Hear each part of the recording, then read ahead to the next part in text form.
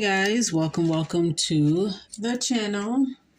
My lips is dry. Well, I left my Carmex in the fucking car, y'all. Man,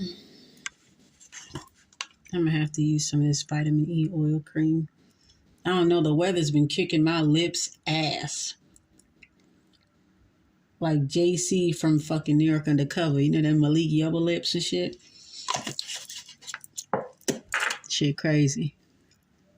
I like New Undercover, you know. Yeah. No shade, but you know. Hey guys, welcome. Cheers. Happy 11/2/22 portal. Cheers to everyone. So, I wanted to read you just a few pages from this book called Urban Magick by Diana Rajchel. And it's called Urban Magick, A Guide for the City Witch. So shout out to the author, Diana Rajchel. And also, shout out to New Life Tools, because he reminded me that I need to finish reading the book. I got through half of the book before I had put it down. I was just kind of skimming through it, finding certain parts. I read like the first 2-3 chapters and then kind of skimmed and kind of skipped ahead and stuff. So he did a video recently about city spirits and things. And I was like, yeah, I do have that book or whatever. So I commented or whatever. I was like, yeah, I need to get back on that book. So basically, this pretty much expounds on what he's saying or whatever. But this is like more in depth. And also the movie Constantine, the animated movie, I saw that. I used to watch it every day. I don't know what I did. I had it on DVD. And I tell you, I used to watch it every single day. The animated Constantine is the bomb. It's just the bomb. It might as well be a real movie or whatever. I did see the real guy that played him, because there's a blonde guy that plays Constantine. And he's the same voice behind the cartoon. And there's even a video on YouTube with John Constantine, and he meets Lucifer, the guy that plays Lucifer, the British guy from the show Lucifer. He had to go meet him. He had to go meet Lucifer to ask him for a favor or some shit like that. And then that's how you end up seeing the dude that played Lucifer or whatever. So I thought that was interesting, because they do kind of intertwine in the story. So anyhow, that guy, the blonde British guy, is the voice of the animated cartoon. I've never seen him in action. I've never seen the guys, the live action Constantine series, but I definitely will check it out. But he definitely fits the bill. Keanu Reeves, of course, my baby, Team Virgo. He did a wonderful job as well.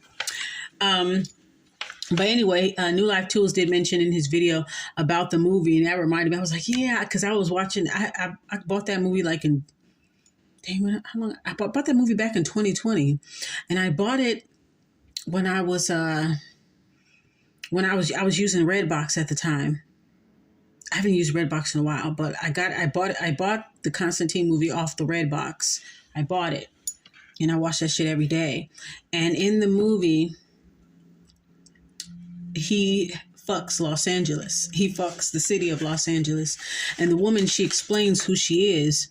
And he was like, you're the collective consciousness of Los Angeles. And then her face started to change to different people from different times in Los Angeles. The cowboys, the Native American, and then she looked like a black woman, and she looked like a chola, and she looked like this, like, you know, this and that. And she's the collective consciousness of the city of LA. And he had sex with her. She had sex with him in the bathroom. And she would come to him in different bodies, different forms, to come help him or inform him on something that he needs to know. In the movie, she did make a pact with Nergal in the movie to make sure that he doesn't fully fuck up her city. You know, she was like, I can't have that, you know. So she said, as long as he keeps his demonic activity at acceptable level, a little bit of casualties, that's fine. But I can't have the entire city, you know, go up in flames. You know what I'm saying? So the consciousness have to make pacts with certain demons. It was interesting because Nergal said in the movie, he was like, can you speed this up, John? I have a meeting with a music producer. I was like, so anyway, it's a very, very good movie, so definitely check it out. So yes, this is Urban Magic. Now I bought this from Phoenix and Dragon in Atlanta, so shout out to Phoenix and Dragon in Atlanta. This book definitely caught my eye because I just got to Atlanta. I was already spending time in Atlanta, and I remember the day after I came. You guys can watch my Atlanta vlog and all that stuff or whatever. The morning after, when I first came, the morning after, I decided to get up and kind of move around because some weird shit was happening the first day I was there. You guys can watch the vlog or whatever. So next day I said, I'm going to explore the city of Atlanta, or at least explore nearby and whatever. And I heard about the place called Phoenix and Dragon. And so I ended up going there, and I spent like half the day over there. I bought candles, I bought incense, I bought crystals, I bought frankincense oil. I just had a good old time in there. Like I felt right at home or whatever. So actually I do have a video, Phoenix and Dragon. You can look under my playlist for I think Botanicas or whatever. And I have my playlist from Phoenix and Dragon showing you all the stuff that I bought. So check it out. This book definitely caught my eye because I was getting such a good vibe in Atlanta, and I got to shout out the City Spirits of Atlanta because they kept me safe. Especially with what's going on with rest in peace to Shanquella Robinson. That particular event, I think that makes us all think back at times when we were in bad company, where we were with people that left us high and dry or tried to set us up and plot against us and stuff. And so rest in peace to that beautiful, beautiful young lady. Or whatever, but looking at that situation, a lot of things could have happened to me in Atlanta. When I thought about it, I was like, a lot of shit could have happened to me, and how these relatives didn't check in with me, they dropped me or whatever, didn't say nothing. Oh, you still need to ride to the airport? Nothing, girl. They didn't say anything to me, and I'm in a city that I've never been in my entire life. And I could have easily got caught up in shit. But the city spirits, shout out to the city spirits of Atlanta. The city spirits of Atlanta looked out for me. And I'm going to tell you, I don't know. I was thinking about this earlier today. I'm not saying I can control the weather. But what I can say is every time, what I noticed last year and a little bit of this year, but mostly last year and a little bit of this year, I noticed that when I'm feeling rage or I'm in deep thought about something, I feel like the weather changes. Like when I was in Atlanta and I was in deep thought about the trip and the certain things that were happening. Of course, like I said, I spent my day at Phoenix and Dragon just exploring. I took myself out to lunch. Like I just got out of the place I was in, and then I was ready to go into my Airbnb. I was just killing time until it was time for me to check in on my Airbnb or whatever. And I enjoyed myself so much. So when I got to the Airbnb or whatever, I remember I was just in deep thought, and I was doing, like a priestess of say ramen, so I do my little shamalama ding dong. What you say? Shamalama ding dong. I did that or whatever. And I remember it was storming outside. Storming. Like I was thinking about what was going on. And, after I vlogged about it and I posted it up, I was like, just sitting in my bed. I was drinking my wine. I was just like, I'm just sitting there like that, And then all of a sudden, like, I hear the thunder clap. Boom, boom, boom. I hear the thunder clap. I see the lightning and stuff. This ain't the first time it's happened. Every time I get, like, upset or something like that, it started raining. It started storming or whatever. I don't know. That's that Ouya shit. I don't know. But, yeah, I noticed that. And then that same night is when I had a clairaudient experience, at least astrally, because you can feel yourself falling into a dream. I kind of felt myself like if I would have just stayed, I would have been able to astral project into this particular individual wherever that she was at, because in my ear I could literally hear the person talking shit as if I was sitting right in the room with them, but I'm not seeing anything yet because I'm still half asleep, and I'm like, I'm still half asleep, but I could literally hear the person like just yapping, talking shit, or whatever the case is. And I felt myself about to fall, like I'm falling. And I was like, nah, I don't want to hear it. Like, I'm cool. It was almost like, okay, do you want to go where she's at? Do you want to go where this person is and watch them talk about you and do some shit? Or I don't know what it was. But I was just like, nah, I heard enough. I literally heard the person talking. Like, it was a conversation. I heard two other girls and, you know, they were all talking. And that's what I was listening to. And I'm in my Airbnb by myself. Okay. Peep that tea. That was the weirdest thing. I never got that again, but I think Spirit wanted me to hear it. Like, this is confirmation that you follow your first mind and you follow your own plans and you do what you're supposed to do. You're in the right place at the right time. And even when I was in Indiana, the same thing. Whenever I'm in deep thought and I start, I don't know, for some reason, I conjure up some kind of weather where it's raining, where it's storming. Okay. I remember one time I was driving, one of the videos I posted up where I was talking about narcissism and shit like that and dealing with narcissistic relatives. I remember I was driving down the street with my daughter and it was these big ass fucking raindrops. I mean, big. I don't know, some kind of weird Truman Show shit. But I mean, have you ever seen fucking raindrops that fucking big in your life? These raindrops were fucking huge. You know, little tiny little tee. That's a typical little rain tee. No, these shits was fucking big like this. And it was slapping on my window and I was like, what the fuck? And I'm looking at my daughter. I'm like, do you see that shit? Big ass fucking raindrops, thick raindrops, probably like the size of a, you know, a typical rain probably is really, really small. Like a raindrop is really small. This was like a fat ass fucking, what can I compare it to? Like a fat, oversized pecan. It was big ass fucking raindrops. And they were just boom. The way how it plopped on my windshield, like plap, plap, plap. It was just like, I don't know. If you guys ever seen big, thick ass raindrop, like big jumbo raindrops, you let me know. But that shit was weird. And that same night, I was pissed off about something too. I forgot what the video it was, but it was some big ass fucking raindrops on my damn windshield. Anyhow, so I don't know. It's something that has to do with the weather, child. I don't know, money. I'm about to roll up some weed.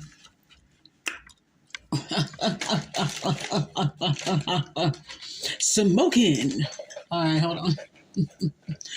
Let me see. Yeah, I don't know. I think that's what it is about me. Something with the weather. I'm not saying I can control the weather at will. I don't even check. I'm not even the type of person to check the forecast.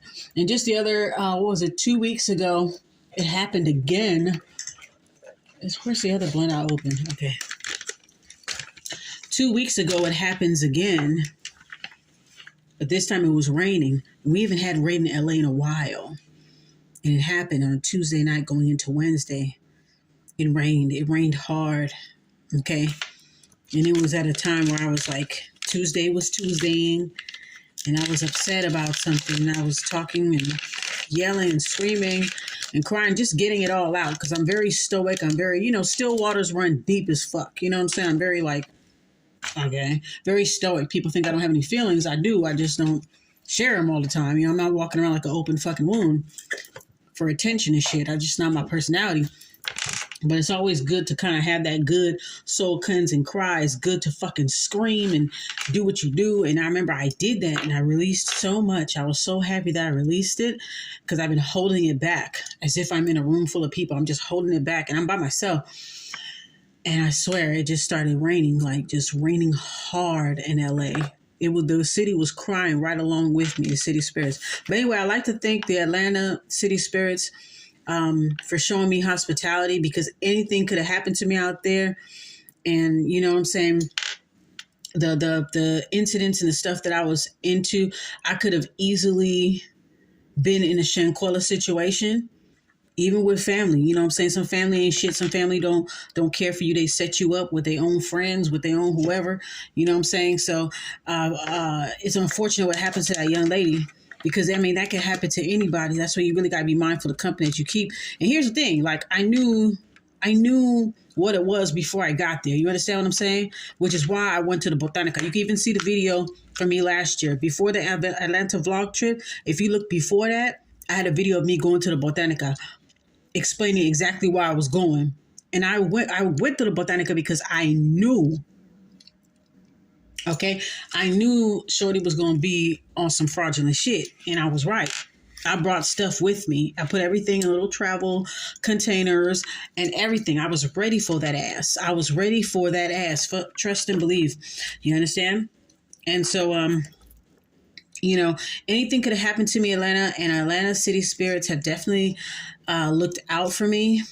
I loved it there. Even there were some people there that were telling me, yeah, you should move. This African dude, he was telling me, yeah, I've been living here, da da da da. He said something. And he was like, oh, you know, where are you from? I said, oh, I'm from out here. I said, my family's from Belize. He said, oh, okay, you got a little accent or whatever. I said, yeah. Oh, yeah. You know, my family talked this way, of course, you know, and, you know, blah, blah, blah. Of course, I have a little slight accent, especially when I'm nervous. My accent changes because of the different places that I've been and that's the you know, the vernacular that I picked up. It's a combination of all the places that I've been and all the people that I've been around that come from other places, you know. Oh damn, that was what's come out. but yeah, so I could put a little tobacco up in my candles too. I got my candles burning. Okay, anyhow, they ended up helping me. I was safe. I didn't even really go anywhere. I wanted to go some places, but I just mainly stayed in my Airbnb. And I just ordered a bunch of room service. Back out there, they got an alcohol app called Drizzly. And it's just like Uber, but for alcohol. And it's pretty decent prices. I still get emails from them. Pretty decent prices. And I was ordering liquor. And I was drinking, playing music, just kicking it, you know, enjoying my Airbnb. I stayed out there for actually 2 days. So the spirits made sure that I was okay. They was like, just stay inside. You know what I'm saying? Because, you know, when people know that you're by yourself and you're from out of town, you can get caught up in shit. Okay. And you want to make sure that you're around people that you could trust. You know what I'm saying? It takes a lot of trust to travel with people. Okay. So, you know, Atlantic City spirits. I mean, the African dude, he was just like, yeah, you should move out here. You know, da da da da. It's nice. Go to this neighborhood. Da da da. You know, because he was from Liberia, and we both talked about the DMV area because he used to live in DMV. A lot of Africans come from the DMV. Where we used to live at, a lot of Africans come to the DMV. They go to school for nursing and all that stuff. Like a lot of people from Liberia, from Cameroon, Ethiopia, like a lot of East Africans. We got a lot of East Africans out there. Shout out to Lola Monroe from the DC area. She's our Eritrean sister. She's a rapper, gorgeous. Yeah, it's a lot of Africans out there, Nigerians, a lot of them. So yeah, he was like, yeah, I lived in Virginia or something. Say he lived in the DMV, and then he moved down to Atlanta, and he was just trying to tell me. So it was a lot of like, I think the city spirits definitely wanted me to stay in Atlanta. I was very comfortable, and you know, I was like, I'll definitely come back. Indiana spirits, they looked out for me. I didn't have no major issues or anything like that. I do enjoy the Chicago fried chicken. Got that little lemony taste. I love Chicago fried chicken. Oh my goodness, honey. They were selling Chicago fried chicken over there in Indianapolis. It was really fucking good. Bomb. But I just didn't want to live there because it was too cold, and I love palm trees. I gotta be by the water or else I'm gonna be depressed. I gotta see palm trees or else I'm gonna be depressed. That's why I like That's why I like Florida. I like Florida a lot too. Let me tell you about Florida, y'all. Florida, don't worry, I'm gonna read some of the book to you. I know you're like, can you get to the book? Wait, okay. No, I liked it, Florida, y'all. I went out to Florida in 2017, in March 2017, because I graduated from school and I got my degree in health IT. Yes, darling. I went out there for that. And at the time, me and my sister went, okay. If I would have brought my daughter with me, I would have stayed in Florida. You hear me? Okay. I would have stayed in Florida. because the city spirits in Tampa wanted me to stay so bad. When I really think back on it, now that I know what I know, when I think back on it, they wanted me to stay. You don't know, I got offered a job twice over there. Twice. One was at the Waffle House. Okay, there was some nice, sweet people at the Waffle House, and they were hiring, and we were having such a good time talking to the waitress. The waitress was so cool and stuff, and she was like, "Yeah, we're hiring. You should stay." And da da da da. I'll hook you up. I'll have you get started right now. And da da da da. I got you. And blah blah blah. Like, they were just so fucking cool, and we didn't have no problem. Like, we were in the hood in Tampa. We don't know nothing about it. You know what I'm saying? But somehow we were okay. We were protected. We weren't around people that were going to hurt us or anything like that. Like, everybody was just so friendly and so sweet. You know what I'm saying? And they could have took full advantage of we, but everybody was just so sweet, so kind. And then a white Jamaican dude, he was flirting too. He was flirting hard with me too. He's like, I want some pretty Belizean gal for work. Yeah. He said, you should stay. I'm gonna offer you a job. You and your sister could work here. It's a white Jamaican guy. I don't know, shout out to him. I forgot his name, but he owns the Jerk Hut. It's in Tampa. It's called the Jerk Hut. It's a Jamaican restaurant chain in Florida, and he runs the one in downtown Tampa. Cause we went to downtown Tampa and we went to go eat at the Jerk Hut. We went to one on what's the name of the street, Fowler. That was the first one we went to. That one was close to our hotel. We went to downtown Tampa. And we went into the Jerk Hut, and this one was more bigger, more fancier, you know, how it's, you know, in downtown and shit, right? So he met the white Jamaican guy. He looked like he got a little bit of black in him. Now that I look at him, he looked mostly white, kind of like how my nephew looked. My nephew biracial, but he looked kind of like almost passing, but it's his nose and his hair is a giveaway. This guy kind of looked similar, but he had straight hair, but he had a hell of a tan for a white boy though. He had a hell of a fucking tan. And so he was giving us drinks. Some of them are on the house, you know, the man just to flirt up and thing. And he was like, "Oh, you guys are Belizean? Oh, okay." He said, "I want some pretty Belizean girls for work." Yeah, whatever. I was like, "Oh," he's like, "Yeah, you can work right here. I'll let you work."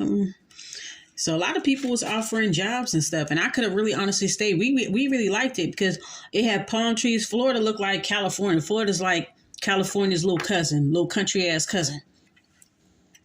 I like the palm trees. It looked beautiful. I mean, downtown Tampa looked just like downtown Long Beach. Like, me and my sister, we was like, damn, this is like, we never left Long Beach. It's just Long Beach with a southern charm, you know, whatever.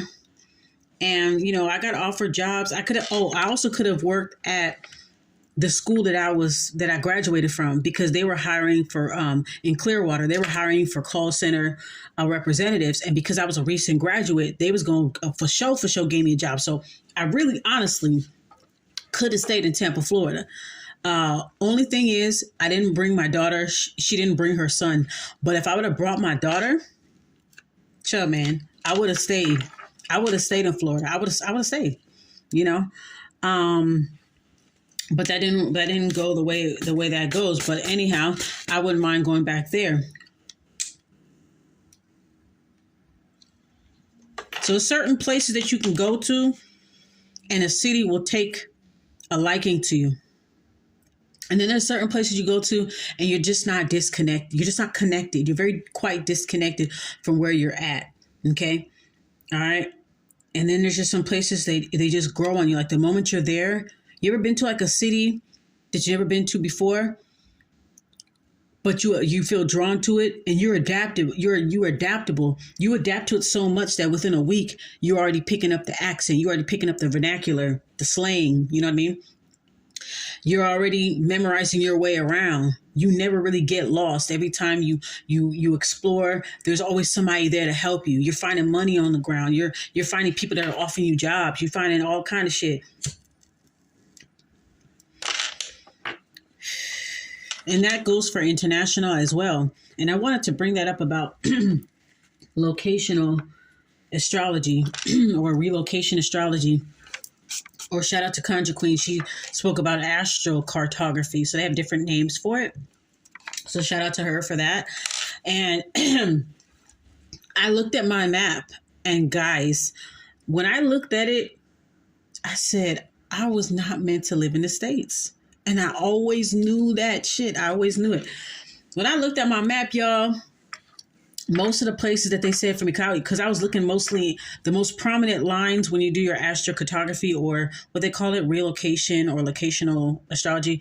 When you put in your information, like how you put in your information for your birth chart, they're going to show you a bunch of lines. The lines that you look at would be the sun line, mainly, the Venus line, the Mercury line, and the Jupiter line, because it's about abundance.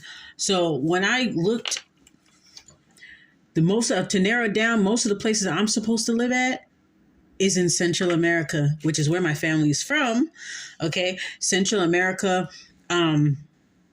Mostly, my sun line went right through Central America, like mainly by it passed right through the line of Costa Rica, between Costa Rica and between Costa Rica and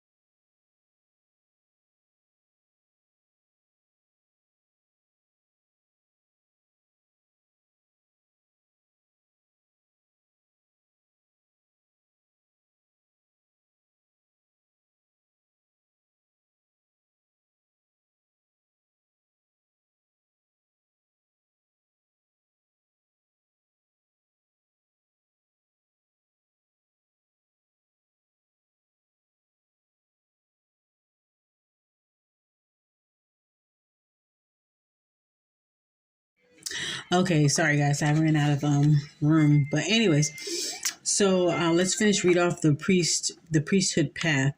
Okay.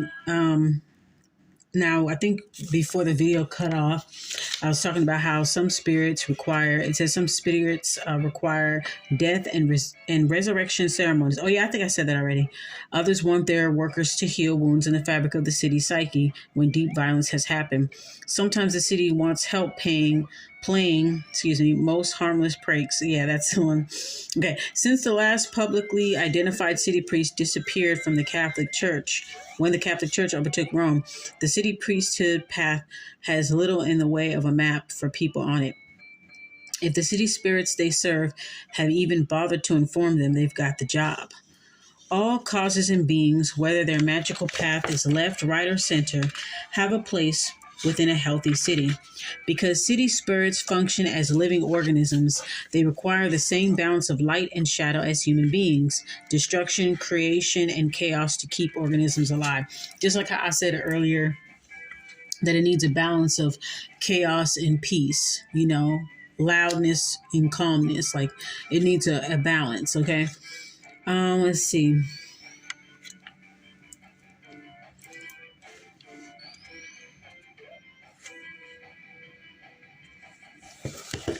Okay, there's another part I wanted to show you guys. Hold on.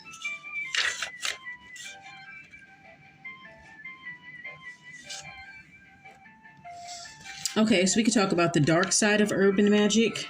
Okay, so I'm just going to read this part, and then that's it for right now. Okay, I might do a little bit about, this one talks about connecting to a spirit and doing like a meditation. I might save that for like another video, but it's going to be meditation for the city spirit. But anyway, this is page 18 of the book. It says the dark side of urban city magic. Most magical people, especially pagans, talk about shadow work as a metaphor for recognizing our weaknesses and our blind spots. For some reason, this discussion usually happens separately from exploration of ethics, even though our shadow sides are why we need those guidelines. In city magic, our shadow selves become visible quickly. The way we cordon off city neighborhoods by money and race shows us our prejudices, and that is energy that must be recognized and honored before we have any hope in redirecting it. So in order to change things, you have to acknowledge that it's there. And we know humans have a hard time with doing that shit, okay? Magic is disquieting at its most advanced. The most disturbing and unsettling discoveries will be about yourself. You have to make peace with your own ugly to work urban magic, because your innate responses will come out. Large cities have unpleasant things. Homelessness, drug addiction, casual emotional and physical violence, and mental illness all come into naked view. While these problems themselves may seem like the city's dark underbelly, the real darkness lives in how you respond when you see these unpleasant realities. You may find over time that your virtuous responses to these realities are the source of perpetuated evil. The darkness lives in how you respond. Let me say that again. It says, while these problems themselves may seem like the city's dark underbelly, the real darkness lives in how you respond when you see these unpleasant realities. Got my wheels turning. It's the way that you look at it. You may find over time that your virtuous responses to these realities are the source of perpetuated evil.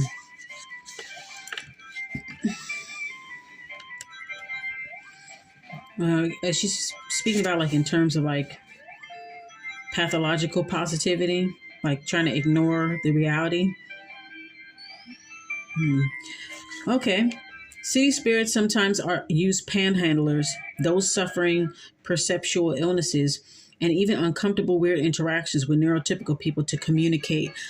That's why I always attract weird people. I used to always attract weird people when I used to ride on public transportation. And even just walk in, like they're always, but sometimes I usually have the best conversations with so-called like crazy people or just like random transients. Like they always give me like the best advice. That's one small thing where I like missed public transportation, because I've met some very extraordinary people that gave me some like good advice, like really, really good advice. It's like they tell me exactly what I've been feeling or thinking about that day. So I get what the author is saying here. City spirits use panhandlers, those suffering from blase, yada, yada, yada. Okay. Even weird interactions, uncomfortable interactions with neurotypical to communicate. This often means that you must work to break through your own projections and prejudices to read the real situation. Wow. Sometimes the panhandler is just another grifter making your parking lot experience a little bit more difficult. And sometimes it's a manifestation of spirit. Yeah, maybe if something bad, like I remember there could be times where something bad could have happened to me, but because somebody cut me in the line, I was okay. Or, it could be something like that, right? Because there's traffic, I didn't end up at a place that was a future crime scene for an act of violence or before some type of like car crash or something weird happening. There's always something that the city spirits will do. Now that I'm thinking about it, yeah, that's happened to me quite a lot. I'm just thinking about all the places, all the cities that I have been in where I was like still a spring chicken, still young. And I made a lot of stupid decisions when I was younger, just being random and being out on the streets and stuff, just cause. But like I said, wherever I was at, my ancestors, along with the city spirits, was like, just look. Can you look out for her, please? Like our descendant, she just, I could really imagine the conversation going down between my ancestors and spirit guys and the city spirits. Like they like, all right, we'll take care of it. She'll be all right. She'll be all right over here. You know what I'm saying? Like, yeah, I think that's definitely what that is. Yeah. So then it says here, sometimes someone genuinely really needs help. You won't be able to tell the difference until you move from a place of reacting to a place of responding to what presents itself. Yeah, sometimes I know who to give it to, and sometimes I don't.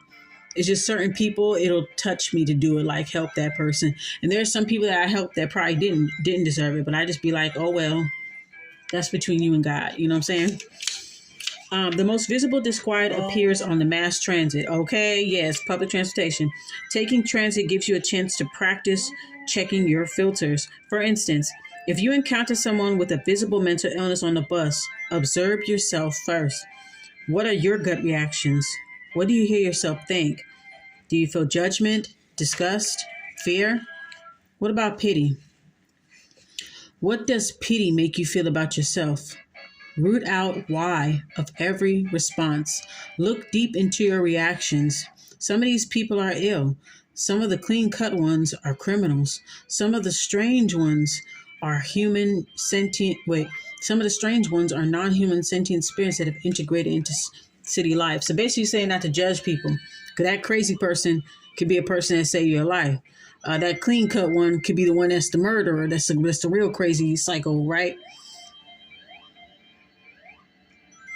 Yeah, so the so-called strange people. Yeah, I used to always attract. I swear to God, I used to ride public transportation, the buses in L.A., the trains, buses in L.A., Long Beach. I always attracted the weirdest people. I'm telling you. And now that I'm looking back on it, like a lot of them had gave me advice and gave me constructive criticism, and I just found the way how they viewed the world to be very, very fascinating. And that could be just my simple Sagittarius placements that are kind of like,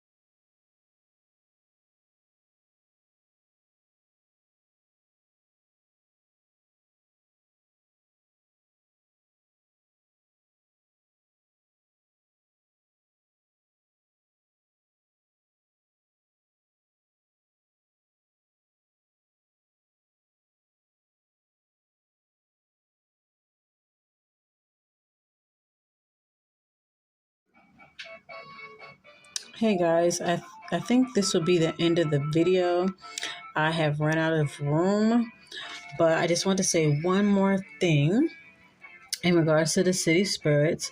It said something right here about if you have love for cities or love for magic, you are fully qualified to practice magical urbanism. You need only the love of your city in your own way. Some of you may love the glamour of the nightlife and the creative spirits rising from the arts and the culture, or from the underground of raucous weirdos ever city harbors somewhere. Some of you may want to use your skills to affect powerful social changes. Some of you may prefer a quiet approach, working with the spirits from home. Some of you may still not see yourselves in this text and are off doing your own thing with your city spirit. That thing that is also urban magic.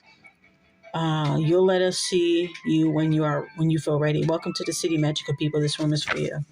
Yeah, so that's just a sample of the book. I guess it was talking about civil disobedience. There's certain rituals that you can perform in public or whatever, and you can do some type of rituals to help improve things around you and stuff like that. So I think there was a part of the book where they talk about the graffiti, but we all know that the graffiti, you know, that's that's the tattoo of the city, I would say.